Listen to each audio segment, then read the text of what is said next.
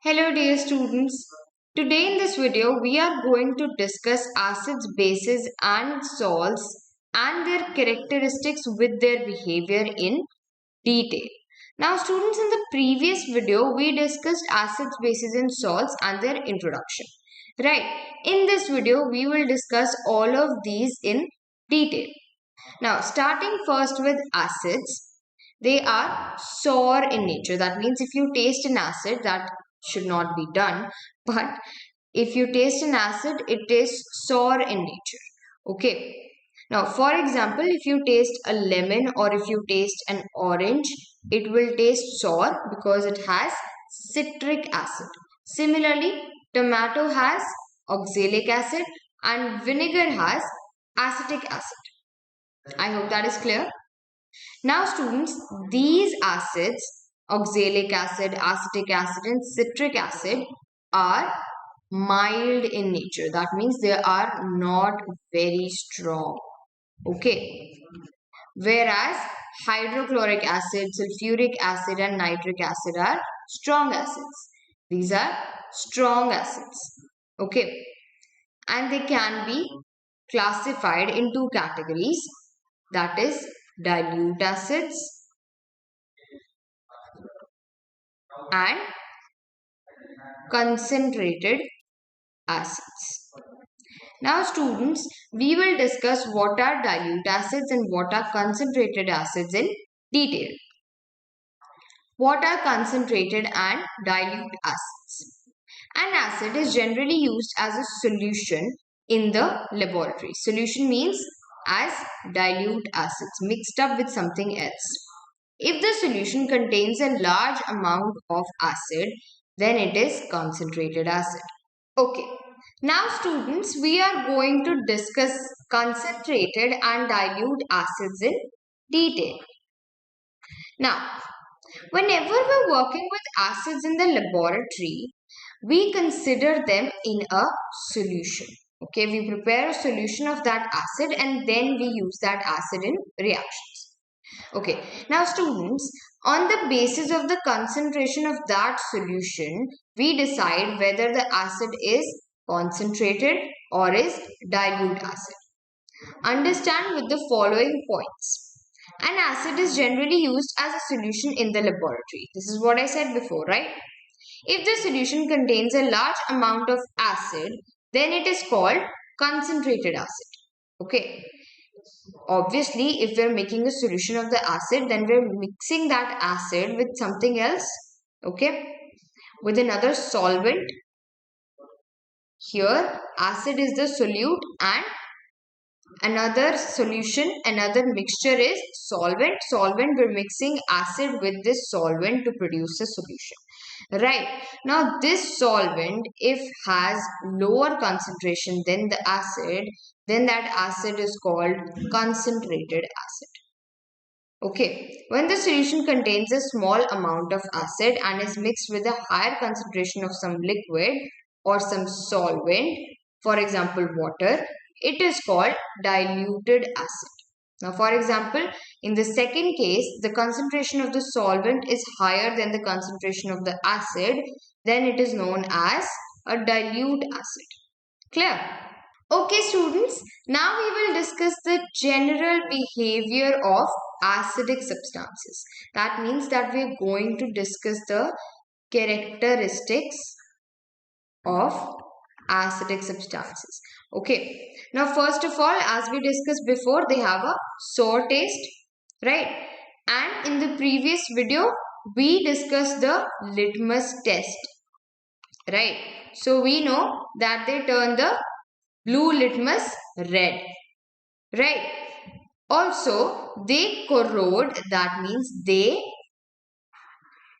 corrode means to ruin the natural appearance of something. Okay, here we're talking about the metals. So when they corrode, that means when they oxidize the metal, that is chemically reacting with them and forming new compounds, that is known as corrosion, right? ruining the natural appearance of that metal. So acids are known to corrode the metals by chemically reacting with them and forming new compounds. Okay, acids react with carbonates and hydrogen carbonates, that is bicarbonates, to liberate carbon dioxide. Now students, let us discuss reactions of both of these, right? Both of these points to understand more clearly. First of all, let us discuss acids corroding metals. Now students, consider this reaction. Zinc reacting with H2SO4, which is an acid, right? This produces ZnSO4. That means it oxidized, the acid oxidized the metal, right? And hydrogen. So these two are new compounds. ZnSO4 and hydrogen are new compounds that are formed from zinc and H2SO4. That means that H2SO4 oxidized or chemically reacted with zinc to produce ZnSO4 and hydrogen gas. Similarly, let us consider an example of acids reacting with carbonates first. Right. Consider this example. HCl, which is an acid, plus CaCO3, which is a carbonate. Now, when they react, they produce carbon dioxide, as we discussed here, plus CaCl2 plus H2O. Okay, that means they produced a new compound and they liberated carbon dioxide. What is the new compound? CaCl2 is the new compound along with water and carbon dioxide. Okay, if I have to balance this reaction, I would add 2 before HCl. Now, another example of hydrogen carbonates reacting with acids. What are hydrogen carbonates? Hydrogen carbonates are also known as bicarbonates. Now, when I react bicarbonates with acids, I produce carbon dioxide again. Consider another example of this. HCl, which is again an acid, plus NaHCO3. Now, as you can see, we have H here, which is hydrogen carbonate. This is hydrogen and this is carbonate, right? So, HCl when reacts with hydrogen carbonate, NaHCO3, it produces carbon dioxide, as we discussed here and here, plus NaCl, which is a salt, plus H2. Now here we have a new compound and we have water along with carbon dioxide liberated. Right. I hope these general characteristics of acidic substances are clear to all of you. Moving forward with the uses of acids. Now students, acids are used in daily life and in labs, industries, factories and various projects. Right.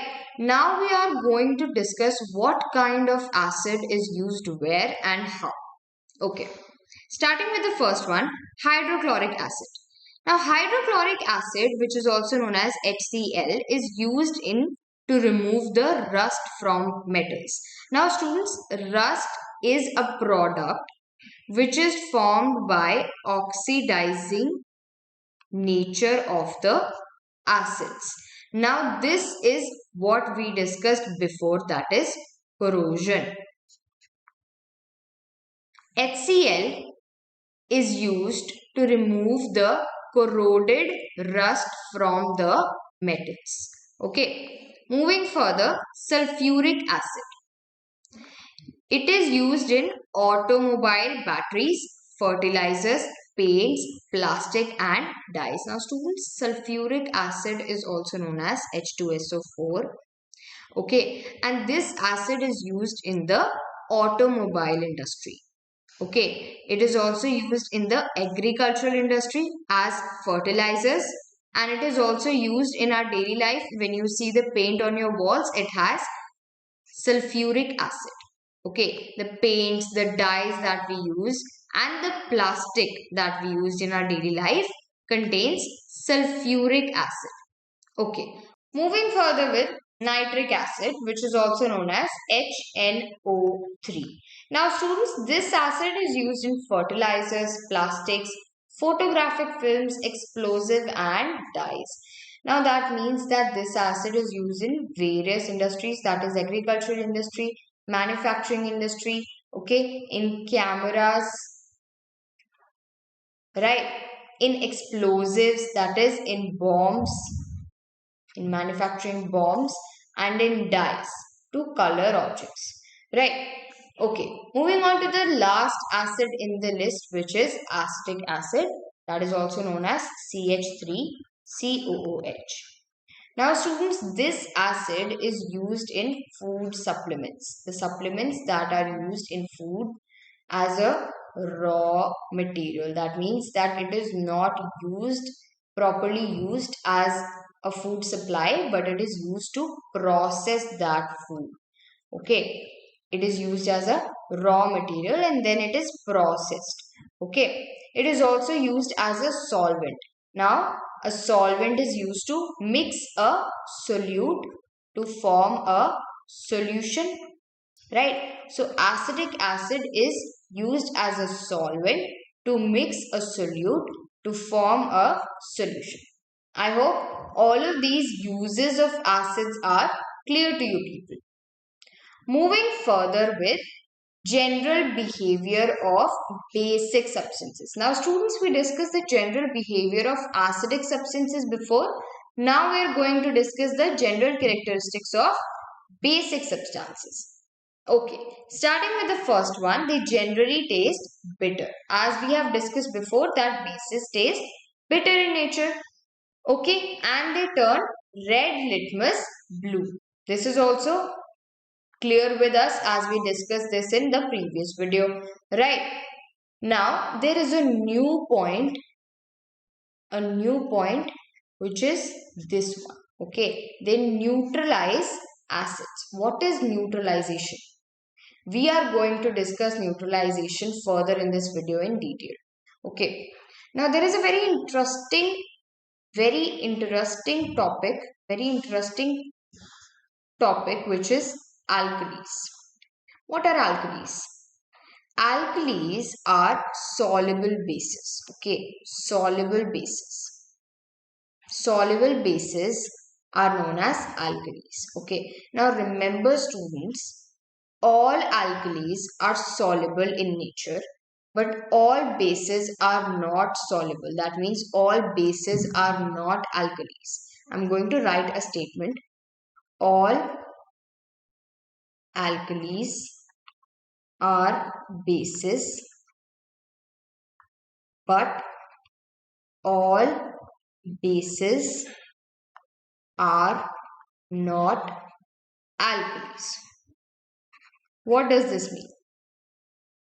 Now students, understand this with the help of this explanation.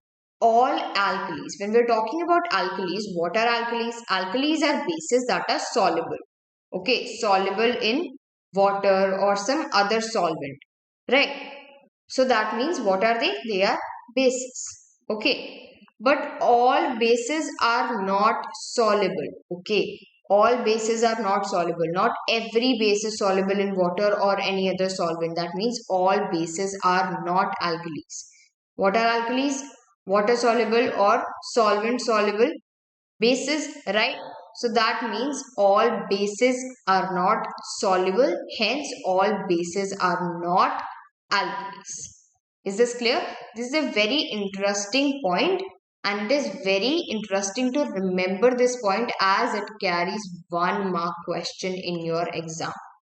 Okay. Common water-soluble alkalis are NaOH, CaOH twice, ammonium hydroxide, which is NH4OH.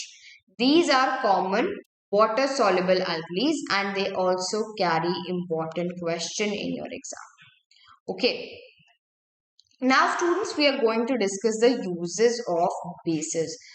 How are bases used in different industries? Okay, starting with the first one, sodium hydroxide. Now, sodium hydroxide is also known as NaOH, right? It is used in to manufacture paper and soaps and detergents. Now, students, you know, whenever you're touching the paper or whenever you're writing on your notebook, you know, it contains sodium hydroxide. Okay, moving further with potassium hydroxide. Potassium hydroxide is also known as KOH, right? And it is used in the manufacture of soaps. Again, whenever you're washing your hands, okay, you know the foam contains potassium hydroxide. Similarly, the toothpaste, whenever you're brushing your teeth, the foam that is formed because of the paste is also containing potassium hydroxide. And the batteries that you use in your remote controls also contain potassium hydroxide. Moving on further with calcium hydroxide, that is also known as CaOH whole twice. It is used in the manufacturing industry and it is used to manufacture mortar and plaster. Now, mortar is a paste that is used on the walls. Okay, before the painting, it is used on the walls. Okay, to strengthen them. And plaster is used whenever you see fractures of bones, right?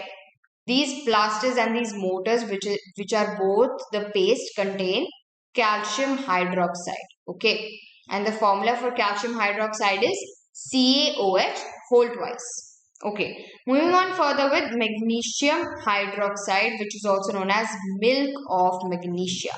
Now, students, the formula for this is MgOH whole twice.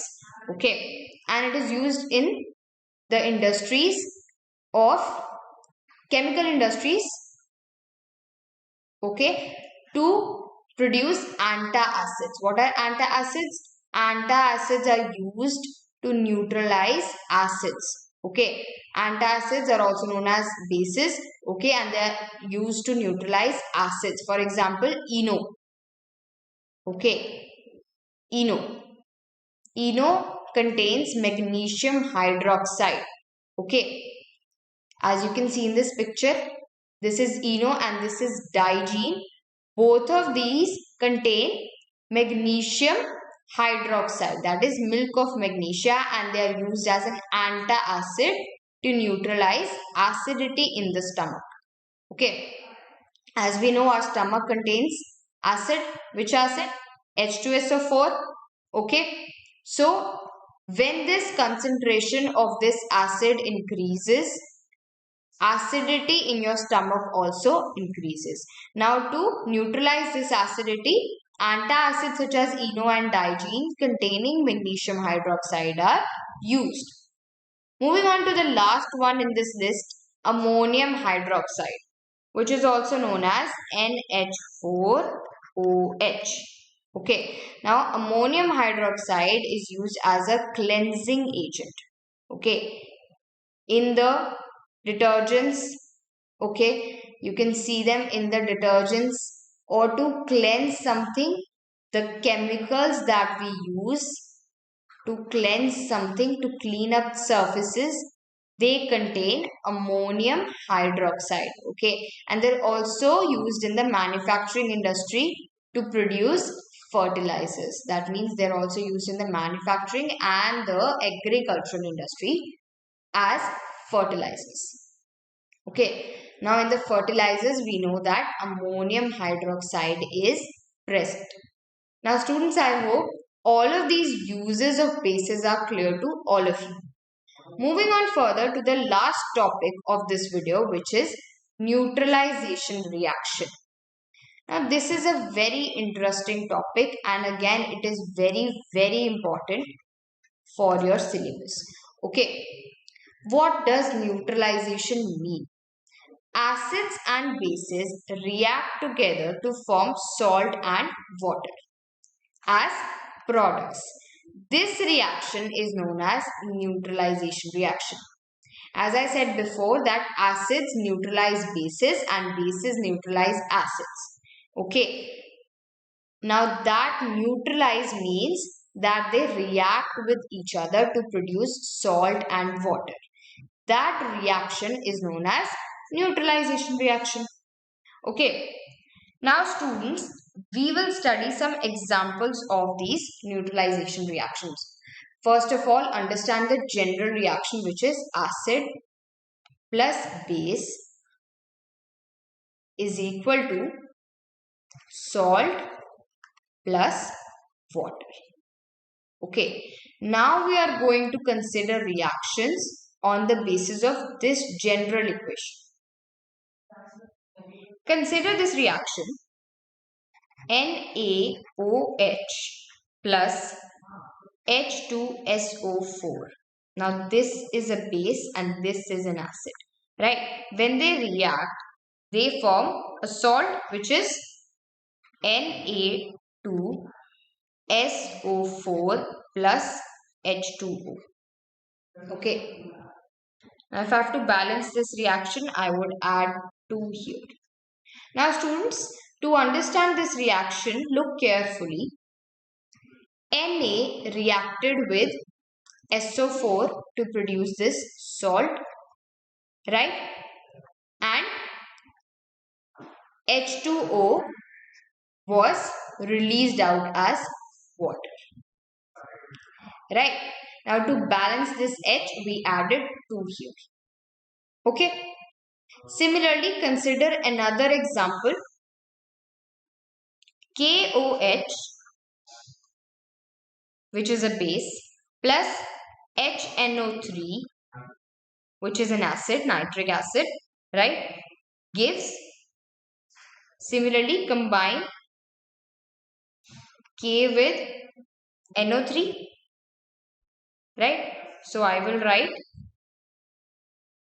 KNO3, which is a salt, plus water, right? If I have to explain this reaction, I would say that K combined with NO3 to form this salt, and then water was released. H2H plus O gives H2O, which is water.